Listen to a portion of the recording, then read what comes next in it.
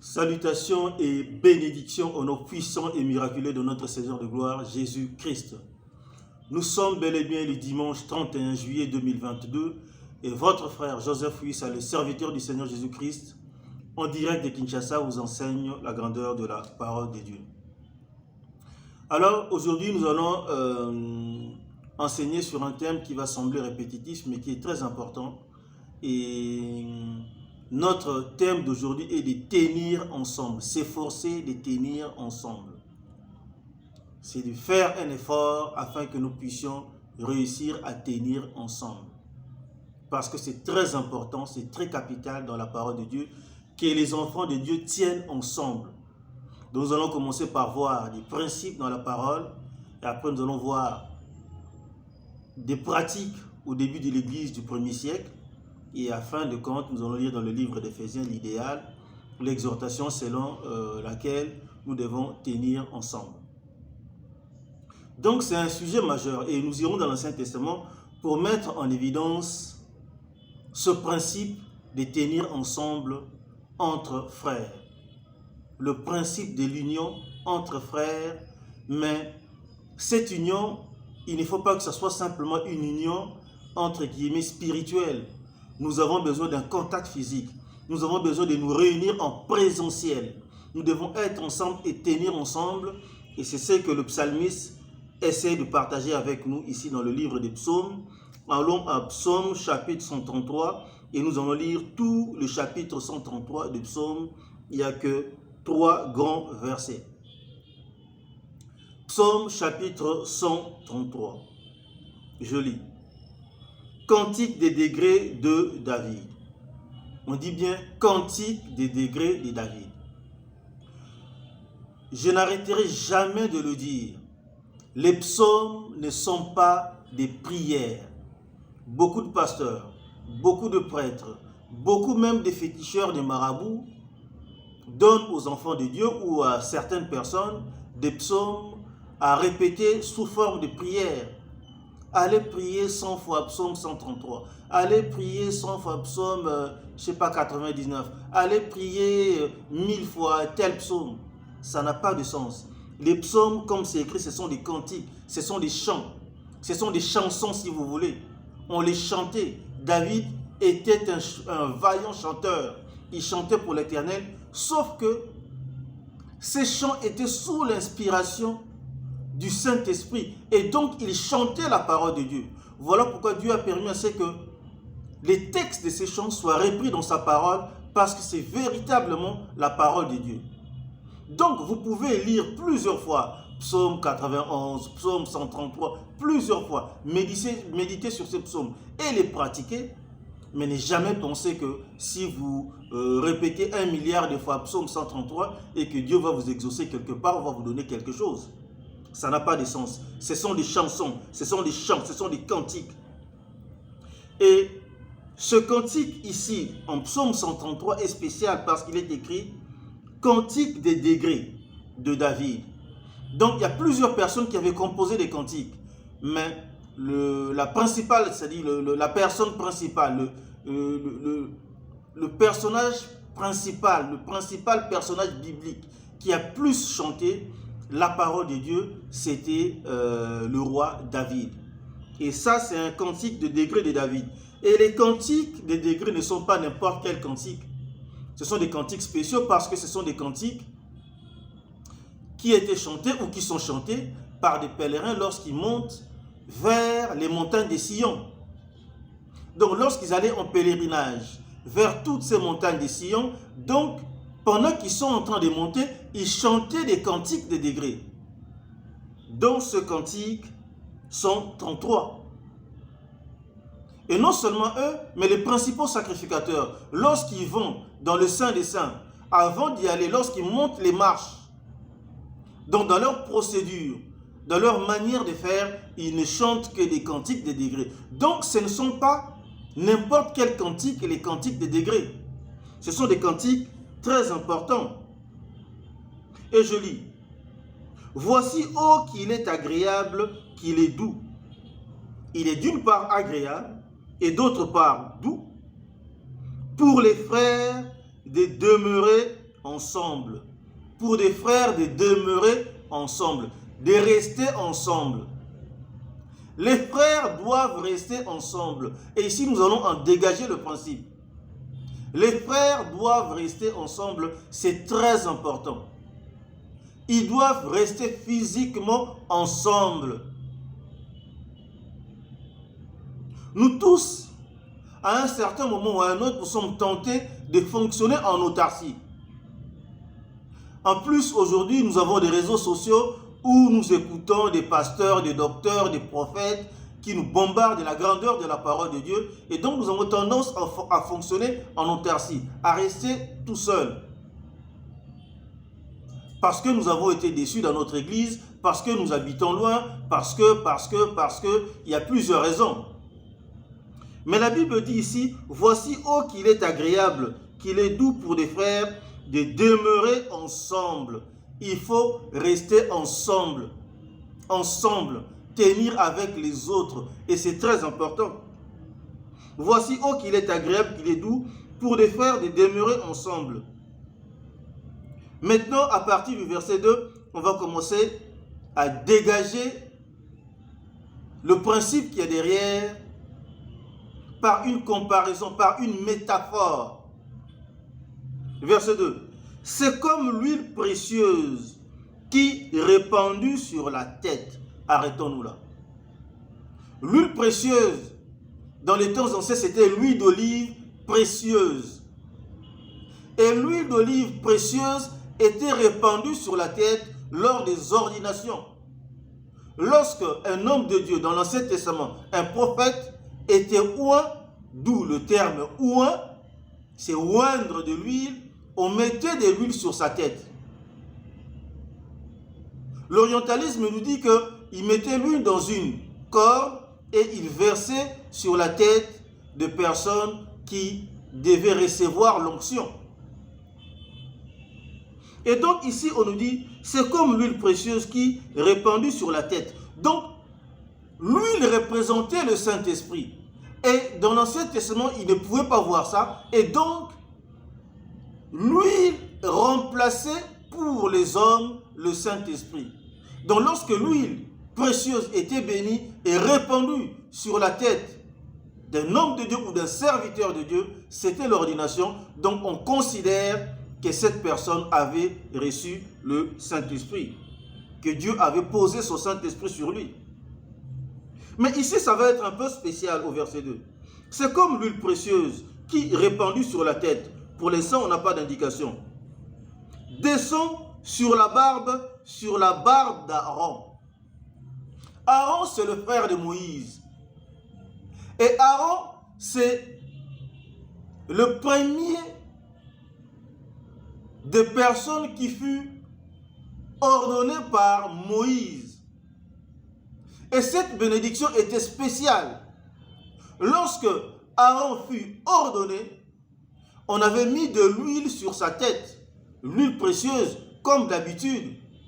Et ici, on nous dit que ce chant fait référence à l'ordination de Aaron, à l'onction de Aaron. Et qu'est-ce qui s'est passé ce jour-là? Qui descend sur la barbe d'Aaron, qui descend sur le bord de ses vêtements. C'est-à-dire que Aaron était imbibé d'huile, de la tête jusqu'aux pieds, jusqu'au bord de ses vêtements. Peut-être que l'huile qu'on avait mise sur lui n'était pas assez pour descendre et noyer complètement tous ses vêtements. Mais ce jour-là, Aaron fut noyé. Tout son corps était noyé parce que l'huile qu'on avait mise sur sa tête était descendue sur sa barbe, sur ses vêtements et jusqu'au bord de ses vêtements. Ça voulait dire simplement quoi? Ça voulait dire simplement qu'il était rempli du Saint-Esprit. Aaron fut rempli du Saint-Esprit et on pouvait le voir par ce phénomène de multiplication d'huile qui imbibait tout son corps parce qu'il était complètement rempli du Saint-Esprit. C'est ce qu'on a vu le jour de la Pentecôte. Les apôtres étaient assis dans les temples. Tout à coup, il vint du ciel un bruit comme un bruit qui venait du ciel et qui a rempli, c'est-à-dire que les langues se posaient au-dessus d'eux et ils étaient remplis du Saint-Esprit, c'est ce que dit la parole de Dieu. Et lorsqu'ils étaient remplis du Saint-Esprit, ils se mirent à parler en d'autres langues. Le parallélisme que je fais ici, c'est que il n'y avait pas d'huile le jour de la Pentecôte. Nous n'avons pas besoin d'huile pour nos onctions, mais nous sommes remplis du Saint-Esprit. Mais ici, on nous fait comprendre que lorsque les enfants de Dieu veulent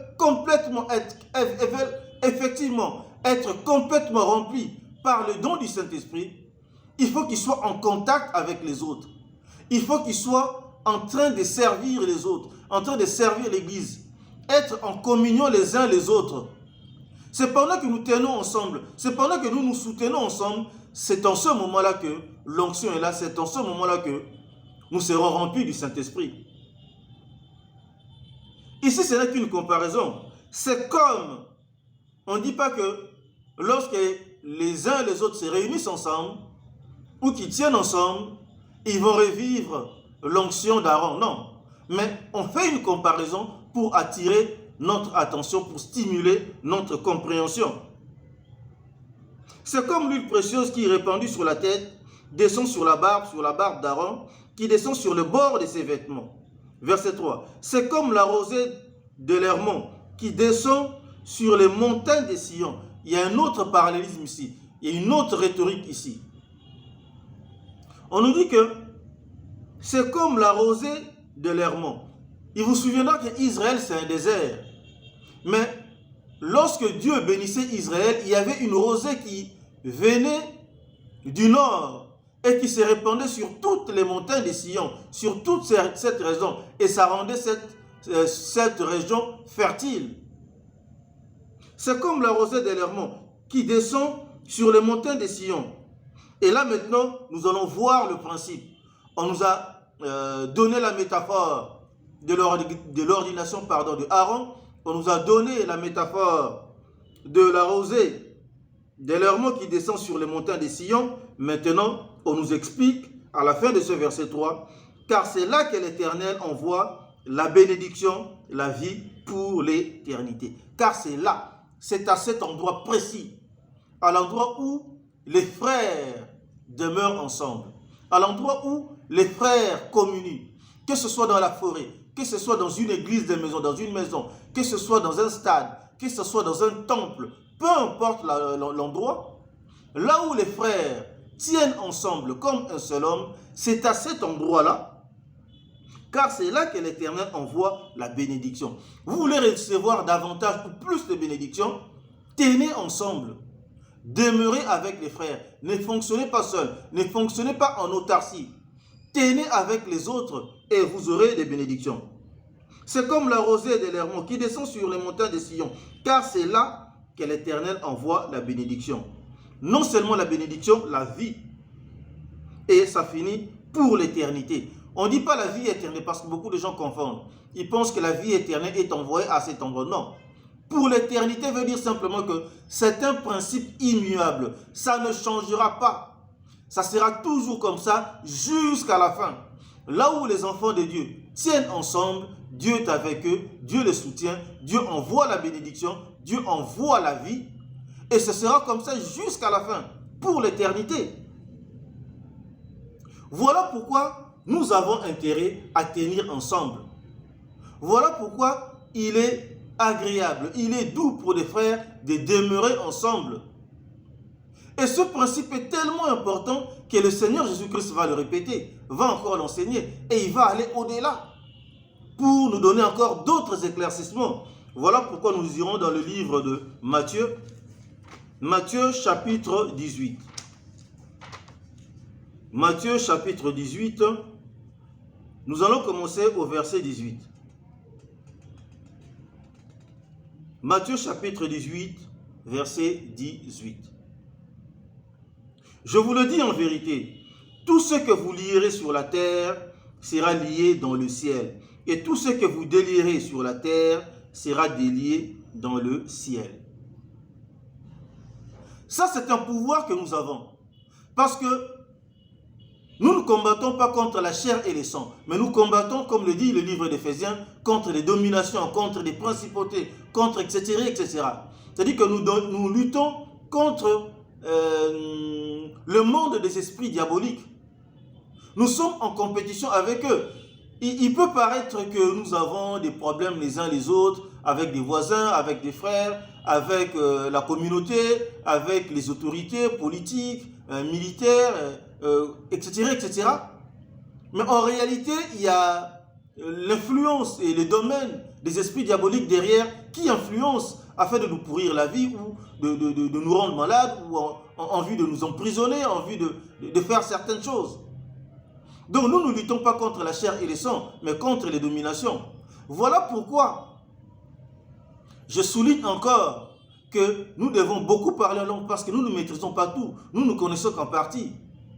Donc à un certain moment, nous pouvons lier ce qui avait été délié dans le monde spirituel ou délier ce qui avait été lié dans le monde spirituel.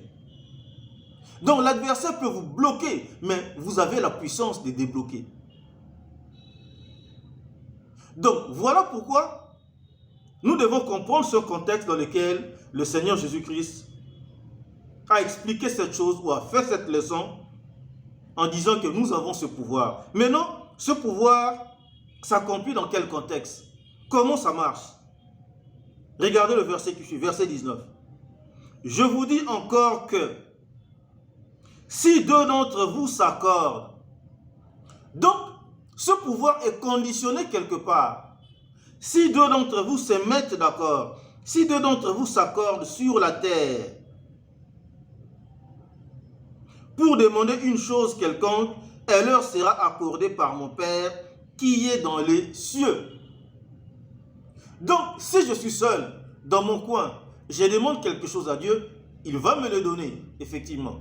Mais à un certain moment, certaines choses sont facilement reçues lorsque nous nous mettons ensemble en tant qu'Église. Lorsque nous sommes au moins à deux et nous nous accordons, nous demandons quelque chose à Dieu qui est dans les cieux, il nous le donne. Alors, ce pouvoir du verset 18, que nous avons à délier des choses sur la terre et que ces choses soient effectivement déliées dans les cieux, s'applique dans cette logique de communauté, dans cette logique de communion, dans cette logique d'union entre frères. Donc je répète le verset 19. Je vous dis encore que si deux d'entre vous, si deux personnes d'entre vous s'accordent, se mettent d'accord sur la terre pour demander une chose quelconque, elle leur sera accordée par mon Père qui est dans les cieux. Donc c'est important de vous accorder, de vous mettre d'accord. Si aujourd'hui vous fonctionnez seul et que vous voulez briser cette solitude, c'est simple. Vous avez des membres de famille, vous avez des voisins, vous avez des amis avec lesquels vous pouvez vous accorder et commencer une église dans votre maison. C'est ce qu'on appelle une église de maison. Si dans votre terminologie, vous appelez ça cellule, ou d'autres appellent ça brindille, on s'en fout. Bibliquement parlant, ce sont des églises de maison. Vous bâtissez une église de maison. Et lorsque vous allez bâtir une église de maison, vous êtes au moins à 2 ou à 3. Cette église va s'agrandir. Mais à partir du moment où vous êtes à 2, si vous vous accordez, vous avez quelque chose. Regardez la suite. Verset 20. Car là où 2 ou 3 sont assemblés en mon nom, je suis au milieu d'eux. Donc une église naît à partir de deux personnes. Là où 2 ou 3 personnes sont assemblées en mon nom. Lorsque les gens s'assemblent au nom du Seigneur Jésus-Christ, c'est ça une église. C'est ça l'ecclésia. Vous êtes appelés en Christ Jésus. Donc l'ecclésia, c'est ceux qui sont appelés dans cette logique du christianisme et qui tiennent ensemble. C'est ça l'église. Nous avons l'église de corps, mais l'église que nous voulons mettre en place, l'église de maison ou l'église d'Éphèse, l'église de Kinshasa, l'église de Paris, ce sont à partir de 2 personnes qui se mettent ensemble. Car là où 2 ou 3 personnes sont assemblées en mon nom, au nom de Jésus-Christ, je suis au milieu d'eux. Le Seigneur Jésus-Christ est au milieu de vous à partir du moment où 2 personnes sont réunies. que vous soyez un couple, qu'il y ait d'autres personnes avec vous, à partir du moment où 2 personnes ou 3 sont réunies, au nom de Jésus-Christ, le Seigneur est au milieu de vous. Vous n'êtes pas seul. Le Seigneur Jésus-Christ est au milieu de vous. Donc ça, c'est le principe. Nous devons tenir ensemble. Et lorsque l'Église est née au 1er siècle dans le livre des Actes, alors dans le livre des Actes, Actes chapitre 2, d'entrée, ils ont commencé déjà en tenant ensemble. Actes chapitre 2. Actes chapitre 2. On va commencer au verset 41.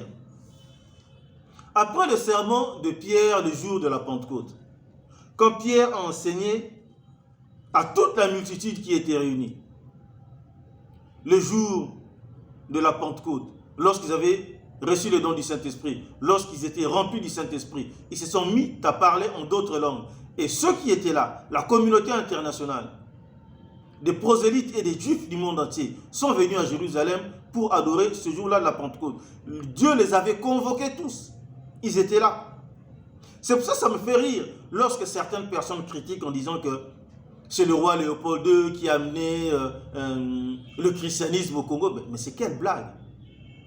Mais quelle méconnaissance de l'histoire, surtout de l'histoire biblique. Mais nos représentants de l'Afrique entière étaient là à la Pentecôte. Et après le jour de la Pentecôte, ils étaient nés de nouveau de l'Esprit de Dieu. Ils sont répartis avec le christianisme. Et le christianisme s'est répandu dans le monde entier. Parce que le monde entier était là. Il vous souviendra de l'eunuque éthiopien qui a rencontré aussi Philippe quelques années après. Et il est parti avec le christianisme. Donc lorsqu'on nous dit que voilà, nous étions ceci, cela, et le christianisme n'avait été apporté que par les colons, ils ont apporté peut-être certaines loges liées à l'église catholique, ça je comprendrais. Mais ils n'ont pas apporté le christianisme. Et le christianisme était en Afrique depuis le 1er siècle, s'il vous plaît. Depuis le 1er siècle. Donc, après le sermon de l'apôtre Pierre, après avoir prêché la parole de Christ, les gens ont eu la foi et ils ont confessé Romains 19:10. Ils sont nés de nouveau de l'Esprit de Dieu. Lisons partie du verset 41. Ceux qui acceptèrent sa parole furent baptisés ce jour-là. Et en ce jour-là, le nombre des disciples s'augmenta d'environ 3000 âmes. Parmi les 3000 âmes, il n'y avait pas que des gens qui habitaient à Jérusalem. Il y avait des gens qui habitaient l'Afrique centrale, l'Afrique du Sud. Il y avait des gens qui habitaient l'Europe. Il y avait des gens qui habitaient partout l'Asie. Il y avait des gens qui habitaient le Maghreb. Qui étaient là, qui étaient présents. Ceux qui acceptèrent sa parole furent baptisés. Et en ce jour-là, le nombre des disciples s'augmenta d'environ 3000 âmes. Il y a eu 3000 personnes qui sont nées de nouveau de l'Esprit de Dieu. Verset 42. Ils persévéraient dans l'enseignement des apôtres. Ils ont commencé à suivre les enseignements, comme je sais tous les dimanches, ce sont les enseignements des apôtres. Vous devez persévérer dans ces enseignements. Ne soyez pas des auditeurs oublieux. Gardez ces enseignements et persévérez dans ces enseignements. Pratiquez ces enseignements et ça va porter des fruits. Ils persévéraient dans l'enseignement des apôtres, dans la communion fraternelle. Ils étaient ensemble. Dans la communion fraternelle, dans la fraction du pain, ils mangeaient ensemble. Et dans les prières, ils priaient beaucoup. Ils passaient beaucoup de temps dans les prières. Verset 43. La crainte s'emparait de chacun. Le respect mutuel. Le mot crainte ici doit être compris dans le sens du respect. Le respect mutuel s'emparait de chacun. Ils étaient respectueux les uns les autres. S'emparait de chacun. Et il se faisait beaucoup de prodiges et de miracles par les apôtres. Il y avait des bienfaits. À partir du moment où ils tenaient ensemble, ils exposaient tous leurs problèmes et le Seigneur travaillait au milieu d'eux et les problèmes étaient résolus et il y avait des miracles qui s'accomplissaient. Verset 44. C'est le verset qui nous intéresse. Tous ceux qui croyaient étaient dans le même lieu et ils avaient tout en commun. Tous ceux qui croyaient étaient dans le même lieu. Dans le même lieu. Et nous allons voir plus tard qu'ils étaient dans des églises de maison. Parce qu'ils fonctionnaient beaucoup dans des maisons. Tous ceux qui croyaient, verset 44, étaient dans le même lieu et ils avaient tout en commun. Ils étaient tellement ensemble Ils voulaient tellement éliminer la pauvreté qu'ils sont allés très très loin. Regardez là où ils sont allés. Verset 45. Ils vendaient leurs propriétés et leurs biens et ils ont partagé le produit entre tous selon les besoins de chacun. Il y avait des gens qui avaient plus de maisons, plus de terrain et ça leur servait à rien. Donc tout le surplus, ils ont vendu pour partager avec la communauté. C'est comme ça qu'ils ont éradiqué la pauvreté dans leur communauté. Et c'est possible. Nous pouvons le faire ici. Il y a des gens qui ont beaucoup d'argent, qui ne pourront même pas se servir de tout cet argent. Mais s'ils mettaient ça au service de la communauté, si ça pouvait produire afin de donner du travail aux gens de la communauté, donner du pain aux veufs, aux orphelins, aux veuves dans la communauté, on va éradiquer la pauvreté. C'est possible. Au premier siècle, ils l'ont fait. Verset 45. Ils vendaient leurs propriétés et leurs biens et ils ont partagé le produit entre tous selon les besoins de chacun. Verset 46. Ils étaient chaque jour tous ensemble assidus au temple. Ils rompaient les pains dans les maisons et prenaient leur nourriture avec joie et simplicité de cœur. Ils rompaient les pains dans les maisons. Ils rompaient les pains dans les maisons. Ils étaient essentiellement dans des églises de maisons. Ils n'étaient pas tout le temps 3000 personnes ensemble dans des stades, dans les temples. Non, ce n'était pas possible. Donc, il y avait des petites églises de maisons. Les gens se retrouvaient dans les maisons, ils chantaient ensemble, ils partageaient la parole ensemble, ils mangeaient ensemble, ils fonctionnaient ensemble, ils faisaient leur business ensemble. Ils étaient ensemble. Voilà pourquoi ils étaient une communauté puissante. Voilà pourquoi la parole s'est rapidement répandue en Israël au 1er siècle.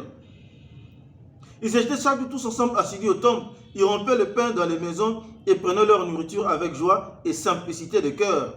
Verset 47. Louant Dieu, c'est qu'ils étaient continuellement en train de louer Dieu et prenant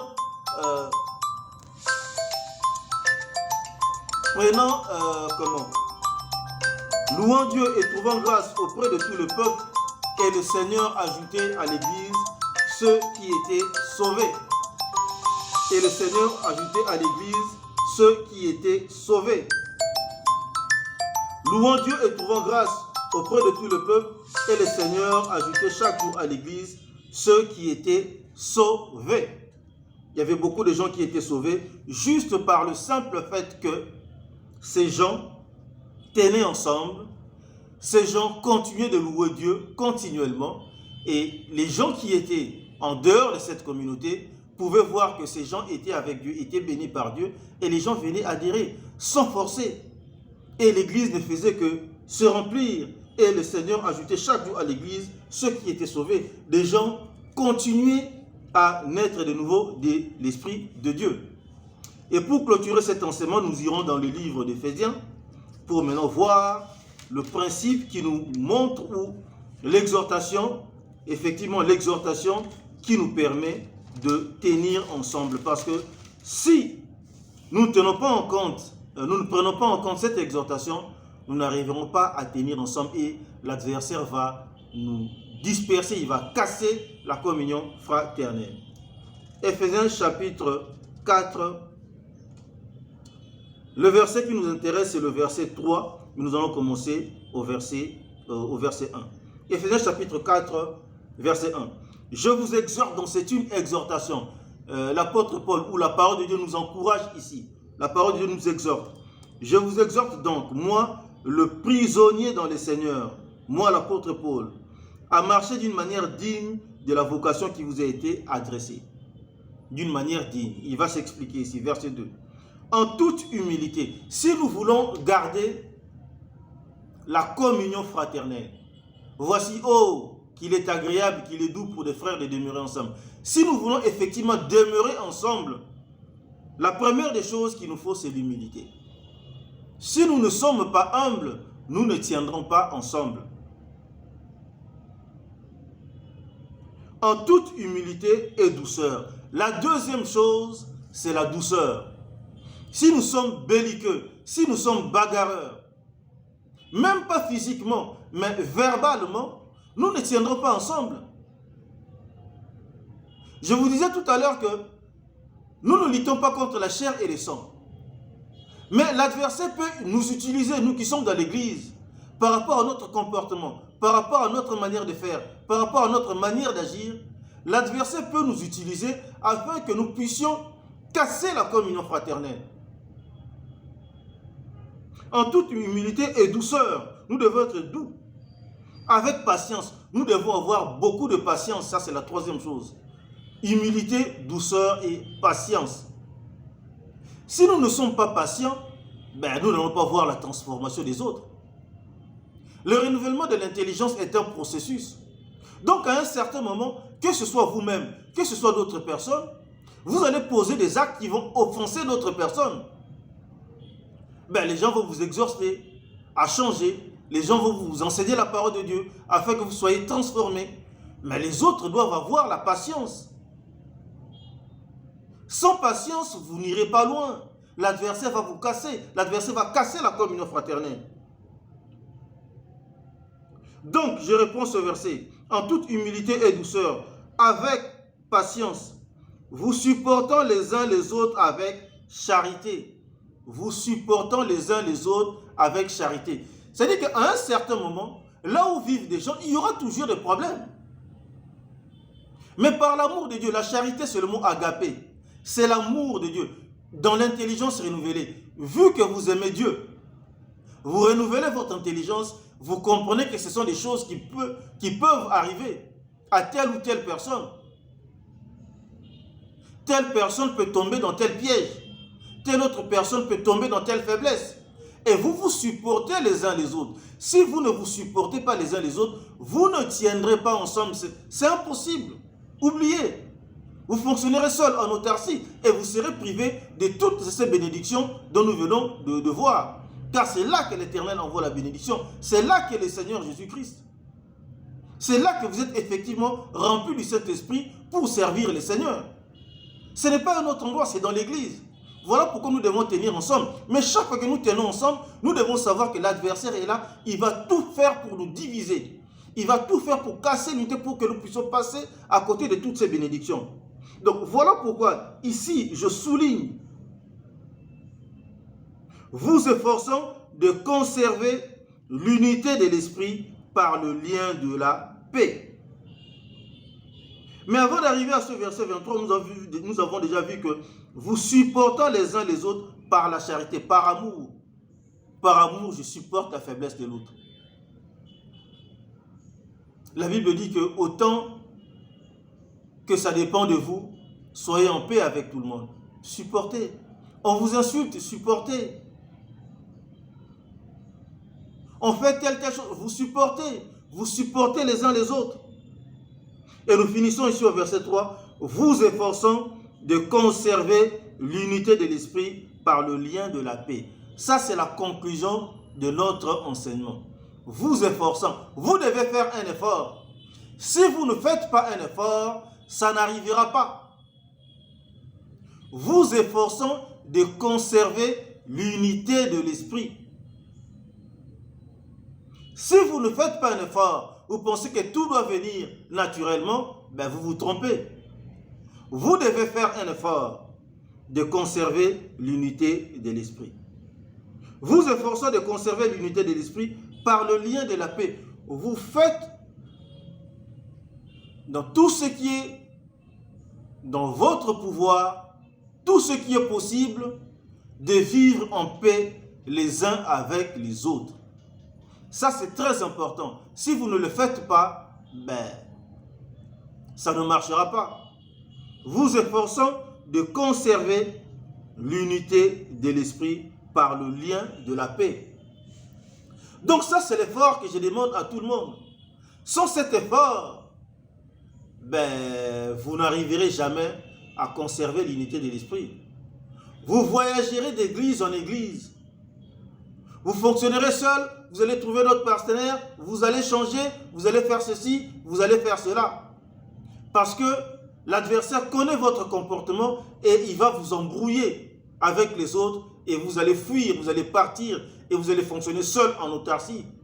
Et vous serez privé de la communion fraternelle et tous les bienfaits de la communion fraternelle. Or, le but du jeu, ce que je suis en train de vous enseigner aujourd'hui, c'est de tenir ensemble avec les autres. Ne fût-ce qu'à 2 ou à 3. Réunissez-vous régulièrement. tenez ensemble, priez ensemble, comme au premier siècle. Et vous allez voir comment est-ce que le Seigneur va travailler au milieu de vous. Et vous allez voir comment est-ce que le Seigneur va vous bénir. Prions. L'Éternel Dieu Tout-Puissant, je te suis infiniment reconnaissant pour l'exhortation du jour où tu nous appelles à tenir ensemble avec les autres. Merci Père pour tout ce que tu as fait, tu continueras à faire pour nous. Merci Père pour tous tes bienfaits. Merci Père pour toutes les bénédictions que tu as répandues sur nous. Merci Père pour ce que tu produis dans le cœur de tes enfants afin qu'ils aient encore ce goût de pouvoir s'associer à d'autres, de tenir avec les autres et d'être bénis avec les autres. Merci Père de mettre dans nos cœurs cette volonté d'humilité, de douceur, de paix, de cette volonté à rechercher la paix et surtout de cet effort que nous devons produire au moment opportun lorsque les circonstances sont difficiles avec les autres. Je te remercie, je te loue, je te rends grâce, Père, pour cette grâce que tu nous accordes de tenir en tant qu'Église. Je te remercie, je te loue, je te rends grâce pour tous tes enfants qui m'écoutent, pour leur guérison, pour leurs besoins que tu as comblés, pour les miracles que tu as accomplis dans leur vie. Et je te lève cette prière au nom puissant et miraculeux de notre Seigneur de gloire, Jésus-Christ. Amen.